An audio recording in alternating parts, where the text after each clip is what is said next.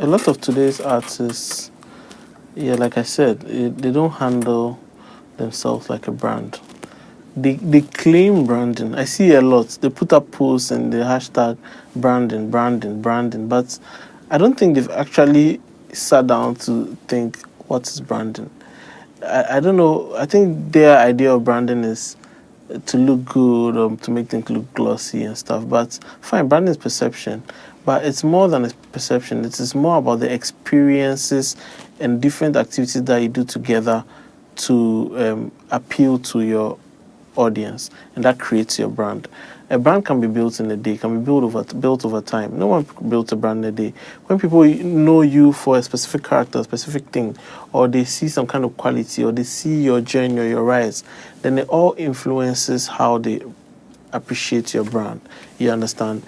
You don't start as an artist and try and be all like big at a go, like all glossy and all like, even it should show in your videos. Like you start from low budget video, you rise down to you finally start doing like high budget videos and start doing like, so they should witness the right, it should look organic. Yeah, that's the word. So a lot of them do not exactly know what branding is, but branding is very key to the littlest detail. Your sound. You sometimes you hear some artists. I don't want to mention names, but like a few years back, one artist called me to sit in a studio and said he wants me to hear his sound. He wants me to manage him. So I'm like, okay, play your music. So he starts. He plays a very hip hop tune. The next moment he's playing R&B. Then I ask him, "Are you the same person on the track?" He said yes. Then he's rapping here, he's singing here, he's doing dancehall here. Then in my mind I'm like, what are you known for? You are good at all these things, fine. But it's good to experiment in the beginning, but pick the one that works for you. When you pick the one that works for you, people would know you for it.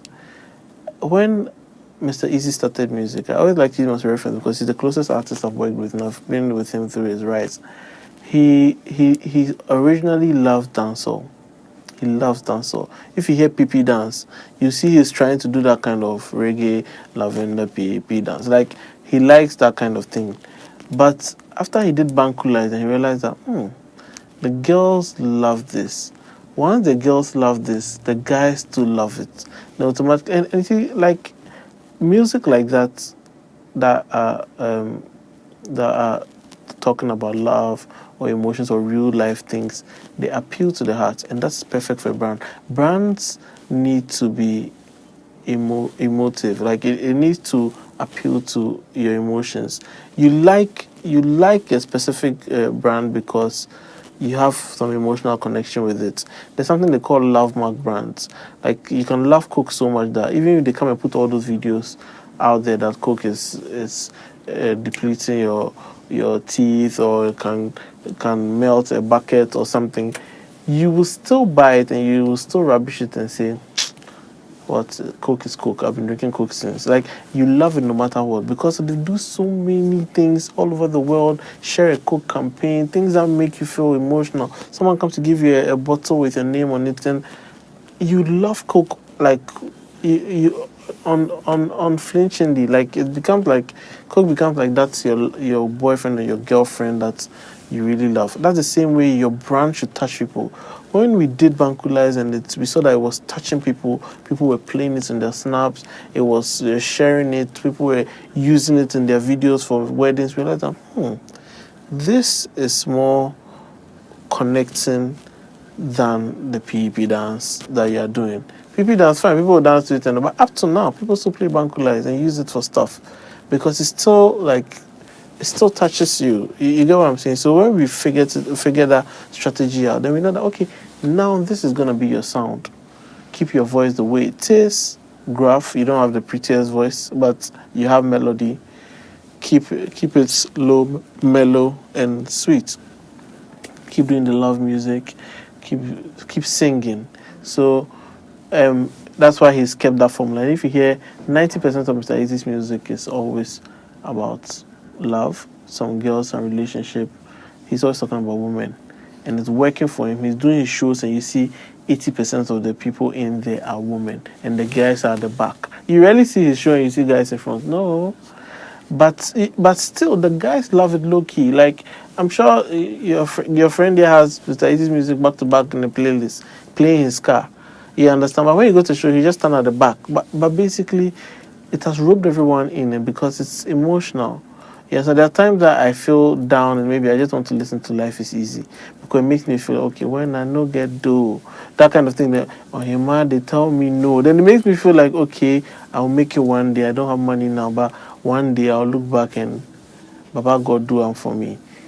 It's so when you pick a direction, you need to follow it through. You need to identify the sound. So I remember, like I said, I told the guy point blank that you don't have one thing that you are known for.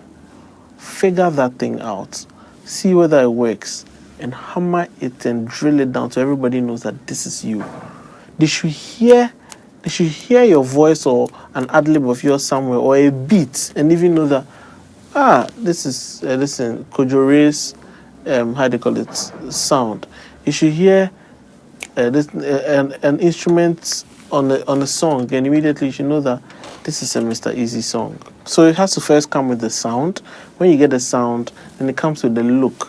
When you get the look, then it comes with even how you execute your events, how you perform, your stage craft. People know Samini to be really good at live band. They know Shatawale to be an energetic performer. You don't come and see Shatawale on stage and be singing slow. Like everyone, you need to stick to it. When you start with it and it works, but that doesn't mean do not modify it. Modify it, evolve. Let people see the process of evolving. Don't surprise them. Take them through it. Handhold them. You are an energetic performer. You want to now maybe start doing something else. Don't just show up one day on stage and you stop being energetic. Let them see the process. Let them see the transition. Handhold them. So even when you're following through your brand, you're evolving or rebranding or something, take them through it. You get what I'm saying? You can't just, I can't just see you today with dreadlocks and tomorrow then boom, you just cut your hair. You understand? Let people see it. Even when you cut your hair, like when artists do those kind of look changes, they do photo shoots, like big artists, they do photo shoots, and people start seeing that, he's changed his look, and they do interviews about why now they've changed the look, what's the new face of Olamide, why has he dyed his hair, why has this person done dress now, why has Ludacris cut his hair, and they do all those kind of things. They don't just show up one day, today haircut, tomorrow dreads, tomorrow you've dyed it, tomorrow, those little things. There's no consistency in it. A good brand is consistency. You would see Coca-Cola swell everywhere. You know that it's Coca-Cola, even if they don't put Coke on it. When you see that white swell, you know it's Coca-Cola. You understand? When you see that MTN box, you know it. When you see that speech mark of Vodafone, you know what it is. And that is how big brands are built. Consistency. And that's how artists should focus their crafts. You get what I'm saying? You sound like this, you need to stick to it. You can modify it, but don't completely sound like Raga today. Like Life is Easy mixtape. It's a mixtape and it sounds from Accra to Lagos. With that, he experimented because he was trying to show sounds from different places. So if you hear two people, there's a bit of dancehall there. If you hear Life is Easy, it's a bit mellow. If you hear Accra to Lagos itself, it's high life and stuff like that. But still, the voice stays the same, the ad-libs stay the same. The only thing that changed is the instruments. But the mellow vibe is throughout. He won't try and do, even two people that was dancehall, it still had a bit of his mellow vibe and his drawly voice. You get what I'm saying? You don't completely just switch. So you need to stay true to the art. And it's to make you stand out, make your brand stand out. Consistency. That's it. You don't let because of some show that you're gonna be on, spoil the how do you call it, the consistency that you want. Artists, big superstars, do not compromise on. Michael Jackson won't compromise on his stagecraft. He won't compromise on the sounds or the lights. If you want to do a performance where they have to lean forward and the strings are going to hold them and prevent them from falling, and you come and you say, please, we don't have strings at this show, and he tells you that this is how we had rehearsed, He's not going to leave that part out or pretend to lean forward. He's going to ensure that you give him those strings that will keep his people move forward and do that iconic thing that everybody wants to do. Do you get what I'm saying? And he will stand by it. You understand? His management and his team will stand by it. You don't say, okay, we don't have it, we'll manage. No. Because then when you go and manage, you are showing the audience a different thing, and they're not. You go to Beyonce concert and you want an experience. You want to see her flip over people. You want to see her do something. You've come out with flames. Like, you want to see her do something crazy. Now, when she goes and that thing is not there that she has planned, she won't do the show. She will ensure and she will make sure that everything that she requested comes. And that's the mediocrity that we need to move away from as artists in Ghana. The music industry needs to see themselves as, like, you might be underground, people don't know your music, but you need to respect your brand. When you respect your brand, people respect your brand. Simple, that's how it is. Respect your brand, follow through with your principles, and people will respect it. Don't let someone come and dictate to you how to handle your brand. You get what I mean? Because you worked hard on your brand. Imagine you paid so much money, you paid a brand consultant to work on your brand, change your colors and everything, and someone, because you have to please somebody else, you have to change. You won't change, you won't repaint your room or change your logo because someone says, okay, to be on this sponsorship, you have to change your logo and make it blue because our colors are blue. You won't do that, will you? No. You won't cut your hair because someone asked you for you to be here, you have to cut your hair. Do you understand what I'm saying? Yeah, that's why like dreadlocks people, if no matter how smart he is, maybe he wants to work in the bank and you say, okay, no dreadlocks, he won't take the job. He won't say because I'm hungry or because I want the money, so I'll cut my dreadlocks. Rastafari, I'll cut it. They're consistent with their brand. Like, I'm a Rastafarian. I have dreadlocks. I'm smart. I have the qualifications. I can give your business the revenue that it requires. I can take you from here to here. I've come for an interview, you look at me and you say, we don't take dreadlocks people here. He's not going to beg and say, please, I'll cut my hair. No. He'll say, all right, you don't take it. He moves on and finds a job that will take his dreadlocks. And that's consistency. If this is your art, you don't compromise on it. And when you don't compromise on it, other people will know that this guy doesn't compromise on his craft. We have to give him the way it is to get what we want from him. Simple as that. Right now, social media is a very good tool in getting artists out. Lots of people are gaining relevance because of some trend that they started, or because they went viral with something, or so basically social media, like, it's your own media, you have it in your palm.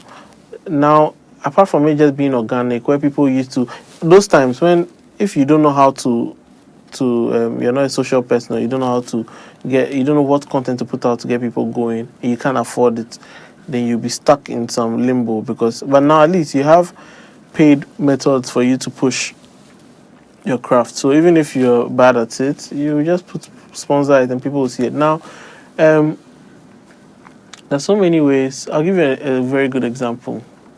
Sarkodie. Sarkodie is big today because of his organic rise, and he started subconsciously through social media.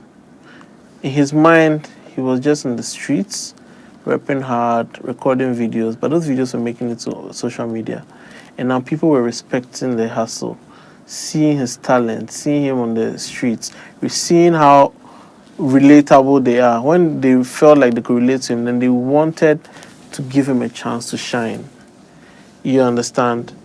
And fast forward to where he is now. Let me roll it back to Kwesi Arthur. Kwesi Arthur is following that same route, that same strategy, doing videos on the street, doing covers, and gradually that's what's making people recognize that this guy is good. He's only shot his first video just recently, but before that he was just doing covers in the studio, doing raw grassroots music, like music that people see that, okay, this is raw, this is just from his house, this is just from his studio. You get what I'm saying? And social media is really helping. People are tagging us in it. I get people tag me in it a lot. I see people are sharing it, and it's going viral. Now, what he needs to do is tap into that energy or into that buzz that he's getting, and use it to improve his bit. So it's good. He's putting out more content. He's now putting out more videos. He needs to start taking people through the journey. He needs to start letting people understand who Kwesi Arthur is. Not just doing the rap videos, but doing videos about himself, granting interviews and stuff like that. And these things, like branding and marketing communications, it's all about perception. It's what you tell the people. You get what I'm saying? You have the power to tell them what you want. You understand? It's what you put out there for them to see. It's what they'll believe. So if you want people to see you as a king, you have to act like a king online, and now they see you as a king.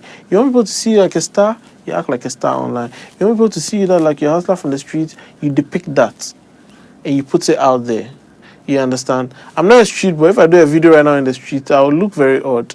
People will be like, about who be this guy? Like, fine, I've gone through my own hustles, but I'm not a street boy. You get what I'm saying? And to look fake. Kwesi Arthur he's a hood boy. Like, he has his boys around him, and it doesn't look fake.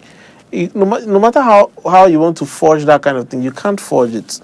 You get what I'm saying? And he needs to follow through with that, and it's helping him. So artists have social media at their disposal to push their brands. And like, for example, when we started this, people used to come to us like, your artist page, he has very few followers. He's done Mankula and Skin Tight. Look at his Instagram followers; they're so small. Let's buy followers for you. Let's pay this. Let's do this. Let's handle. You say no.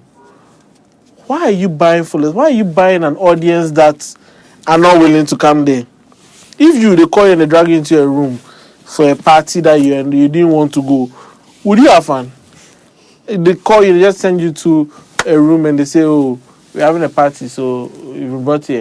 You'll be seeing, you'll be like, "What's going on here? Like, let me just get the fuck out of here." You get what I'm saying? So you get the analogy. Like, the same applies with an online following. You don't go and buy followers for any reason. If you're buying followers, then unless you are using it as bait to get a contract, that maybe they want to see that you have this number of following, that is why they'll give you some specific contract. But if it is for engagement, reach, interacting with your audience, then you need to stay organic. You need to have your core following. All the people in your page should be there because they want to see you.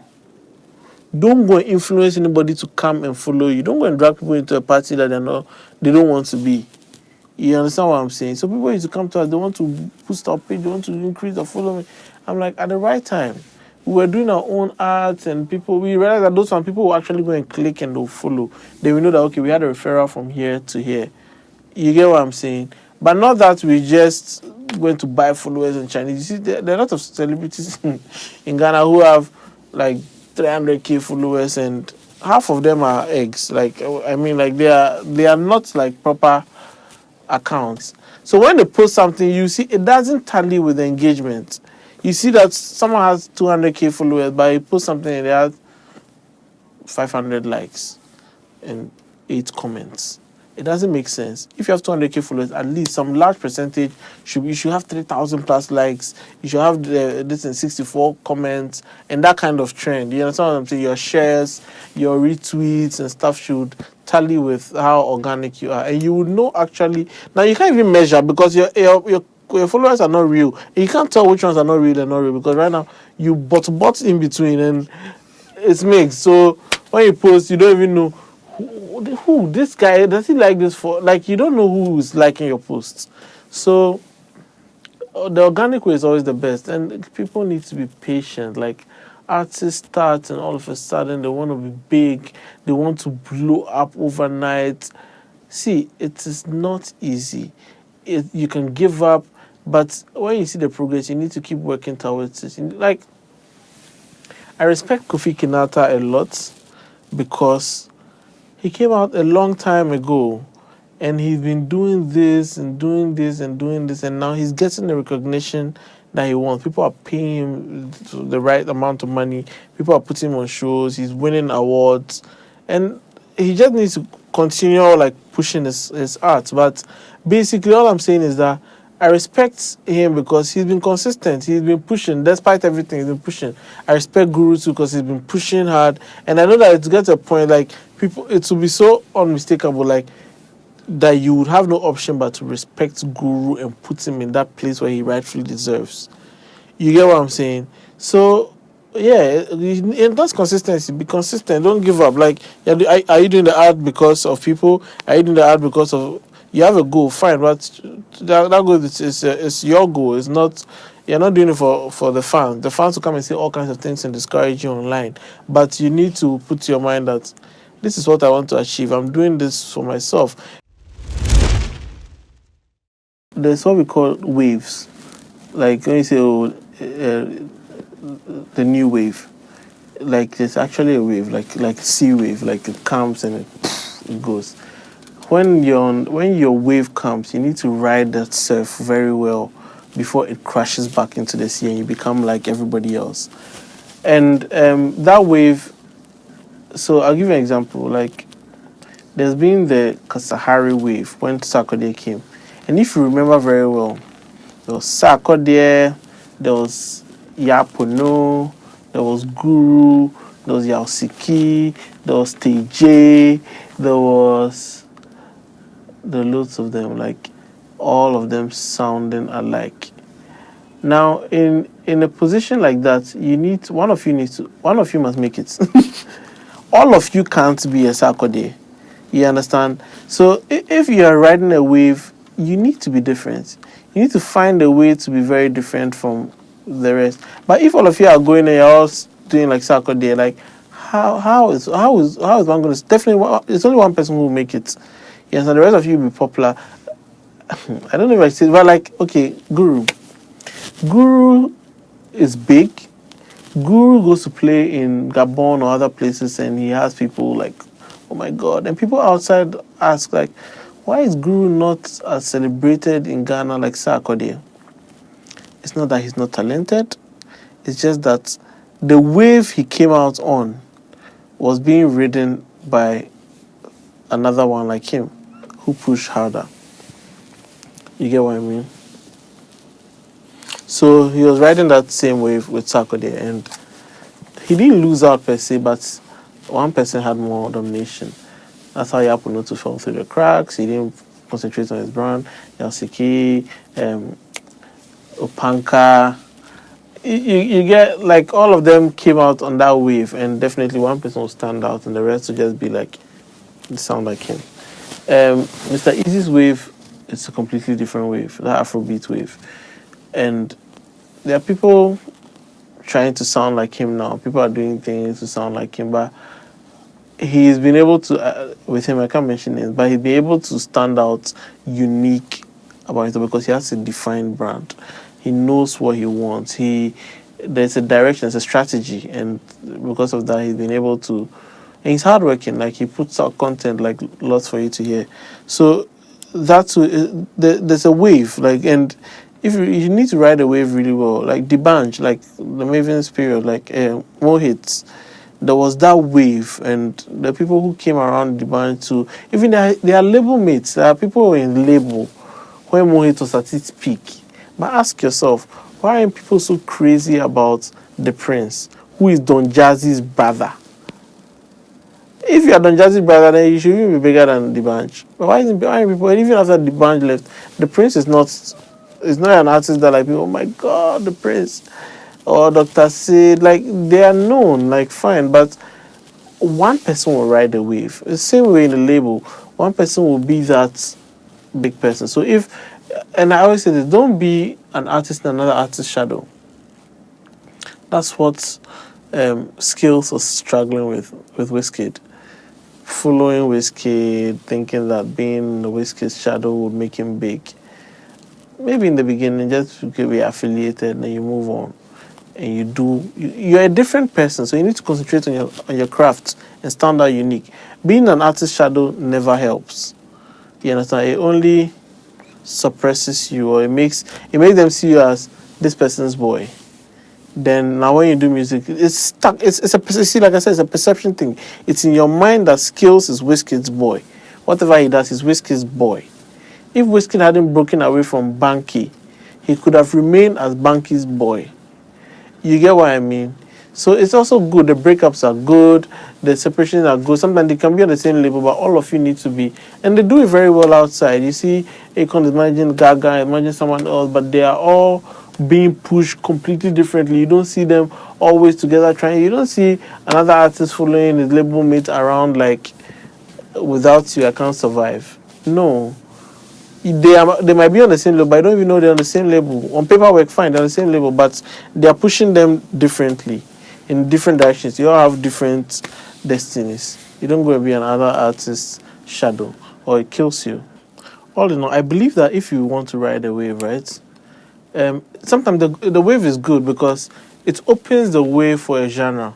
Then you can capitalize on it or leverage on it to be big. Just like how Designer has picked Future's wave and has become a star out of it. So sometimes you can ride a wave and you can put an edge to it or a personality type to it, and you can ride the wave. So it's not bad to ride a wave. You can ride a wave, but you just need to modify it. You need to make it yours. Own it, basically. Don't come out like what's the name of that guy who won something, Talented Kids? Awal. Don't come out like Awal and you want to sound exactly like your mentor. Why would I listen to you? If I want to listen to you, then I would listen to Sarkodie.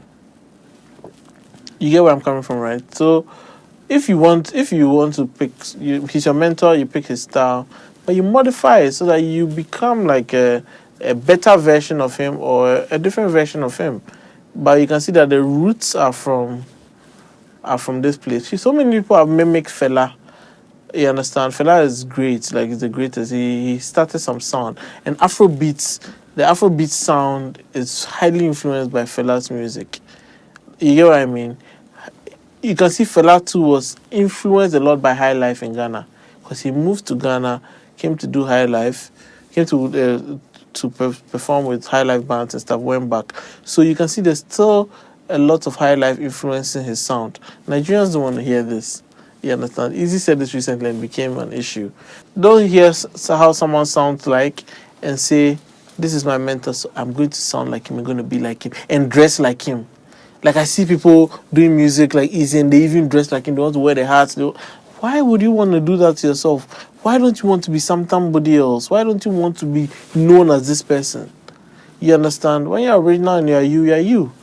When people want, if you sound like let's say, like in the time when Sarkodie and the others came out, when now people want that kind of Kasahari thing at an event, or they want even a brand, and I've sat in so many meetings like that we have a specific product, we want the product to fit to maybe some genre.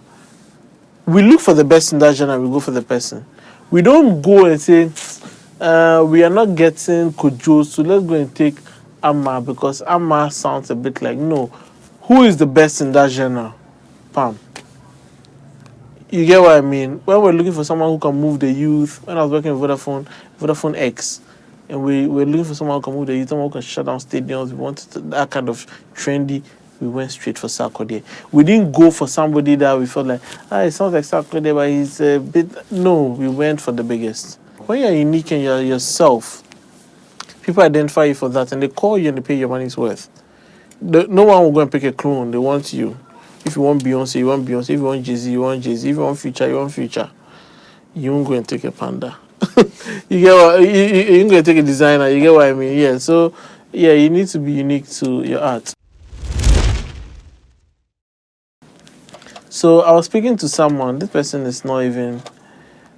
Okay, I was speaking to one Ghana celebrity. And I'm like, you're doing so well. The last show you did was packed. You got lots of people there and stuff. You should be doing shows for the Ghanaians in the diaspora too, because you never know, your market could be there, and that's where you could actually get paid. So he says, after my last show, It was so good. People came to promise me. They said they would take me for my next show in the US and the UK and stuff. But up to now, Togo Sef, nobody called me. I said, guy, if these people are be able to come to you when you see your fans online talking about your craft and that your craft is big, when are you coming to UK, when you come to US, that should give you a sign that you have to go there by hook or crook. Don't wait for a promoter to come and take you to go and do a show. You've recognized that people want you in the US, they keep telling you, they keep tweeting at you. Now you have social media, you search your name and you find people talking about you, and that gives you an idea of where your audience are coming from. You see the people who watch your videos, your views. You can see all the demographics. Like, we have tools now that show us exactly where people are coming from, who is watching your videos, who is liking, who is downloading, the age group. You know so much granular detail about your audience. You pick that detail and it's not there for fun. You pick that detail and you act on it. When we do shows in some places, people don't understand. We are doing those shows, you go to Ukraine and people are wondering, why are you going to Ukraine? Who is there in a country like that? But we know that there's a group of people watching our videos from there. We know that there's an African community there, the Ghanaians and Nigerians, and they want to see the artists. So I was disappointed when that guy said that, because I'm like, try and put together the finances that you get from your last show and go and hold, even if it's a small show of 50 people in a place in the UK, make noise about it. It might be so good that before you leave, someone will say, oh, please do a bigger one at this venue. And that's how we started. Like, for example, Easy. We did a first show in the UK, then we did Life is Easy in a smaller venue. We even started here, 69 with Easy. The concept was getting 69 people, intimate concept to Easy. And with that, we got almost 100 people, more than 100 safe. And like that, we built on that. So you need to start small. Artists want to do a show and they want the first show to be a shutdown concert. No. Even if there are 30 or even if there are 10 people, 10 people in that room who love you, who are paying attention to your music, or even if there are 5 people who love in that room and 5 new people who are now trying to discover you, make sure that you impress them. There was a time E.T. had 3 shows in the UK, and for the third one, the ticket sales were not going as we expected. So he was thinking of calling it off and not performing. I told him, guy, even if there are 5 people in that room that day, go to that room and impress them. You never know who in that room you blow away. That will go and recruit 50 more people from you by just posting a video on their page and saying, oh my God, this guy came here, we're just 3, but he performed and respected us and made us have the night of our lives. You get what I'm saying? You don't need a stadium to make an impact. Even if it's 5 people, those 5 people can recruit more people for you. And it's a circle. That's how you grow bigger. That is how that's organic growth. Artists need to cut out the mediocrity. They need to cut out that shit. Like, they need to look beyond Ghana. Some of them are like the artists who are very big in Ghana, but it's not just Ghana. I recently watched some Nigerian artists saying, what's international market? And international markets is me. If they want it to be international, they should come and watch me perform here in Lagos. Fine, that's his mindset. Like, we are not saying that go and sound like Chris Brown. We are just saying that broaden your appeal to a bigger audience. Don't be entertainer you won't be. So if you want to be an entertainer and you want more people to follow your wave, you don't limit yourself to one place that, okay, I'm singing for Igbo, so I'm singing for Yoruba, I'm singing for Ewe, so I'm singing for Ghana. So my music is just going to be for Ghana people. Try and broaden your appeal. Tiny, you were so amazing with the guy and everything, but I guess to a point, you need to broaden your appeal. Everybody knows you as a Ghana. Everybody knows you as a Ghana musician, but you need to be able to do music that appeals to a broader audience. You understand? So don't box yourself to one like demographic, one audience. Try and spread out your wings. Try and grow the audience, because that's why you're trying to touch lives, aren't you? You're You're trying to get into people's hearts. So the more people, the better. Or you don't want to reducing the number of fans. You want more fans, don't you? Yeah. So yeah, the mediocrity is too much in Ghana. I'm big here, so yeah. Or international, you're taking me international, so what? I know there's a lot of bullshit in the industry. People come and say, oh, we'll give you a platform, we'll take you international. But like I said, if you know you're not waiting for people to take international, that will sound like crap to you, because you know you have a plan. You know that you're going to Thailand next month. You know that you're going to do this yourself next month. So nobody can come and tell you that I'm putting you on this platform. Platform for what? Do you get what I'm saying? And that lets you have a focus, and that lets you break out of the mediocre mode, and you be able to achieve higher things. And trust me, when you reach out for big things, you will get it. A team, the first quality of a team is that your team should believe in you. Like, if you don't believe in something, you can't push it. They should believe in you like you are everything. They also need to have focus. Your team, a lot of team artists, the team that follow artists here, they end up following the artist by chance because of the wrong reasons, because the artist is getting privileges and they just want to be cool too and take snaps with the artist and use it to get girls. But no, your team, we call them yes men. Like, everything the artist says, yes, it's okay. Oh, is this song like that? Yes, it be. It could go out, it could drop out. You get what I'm saying? But your team should be very opinionated. They shouldn't say yes because they want to please you. They should say yes because it actually is yes. And they should say no because they know that it will harm you when it goes out. They should be able to tell you, stop. Like, I go to the club with Easy, and when I see people, like, they're having fun, and even artists putting drink in his mouth or giving him a glass, and I know his limit, I say, guy, you need to stop drinking. And sometimes I have to talk to him like a child, because I know that at the end of the day, if he gets drunk or something happens, I'm the same person who's going to do the how do you call it, damage control. Basically, you need people around you who you have a plan, who would help you achieve that goal. At the end of this month, you want to get this number of views, or you want to get this thing out of the door, this video, or this feature, or this collaboration. You need people around you who would push to make it happen. Who, when you try to be stubborn because you feel like you're an artist, they will say, no, you're an artist, you're a superstar, all right, but amongst us, you are nobody. You are still our boy, and we have work to do. You have to get it done. You understand? We still talk to Easy like that, because and he respects that. We always remind him. Sometimes he's walking and he leaves his bag because he's used to a road manager helping him with his bag, and sometimes we deliberately not help him. Then he moves and he realizes that, oh, where's my bag? Then he says, go and pick your bag. Then he picks his bag. Then he brings him back to his senses that this is my team, and we respect each other equally. We don't like, because we know we're all looking out for each other's interests. If he makes it, we also make it. If he makes money, we also make money. If he's big, we're also big. We also push our agendas on the side. You get what I'm saying? So an artist needs a team that believes in him, first of all. They need a team that's focused. They need a team that has opinions, that's looking out for the best interest. Not saying yes because an artist who has control over his team and dictates what his team should do is better off being alone. He doesn't need a team.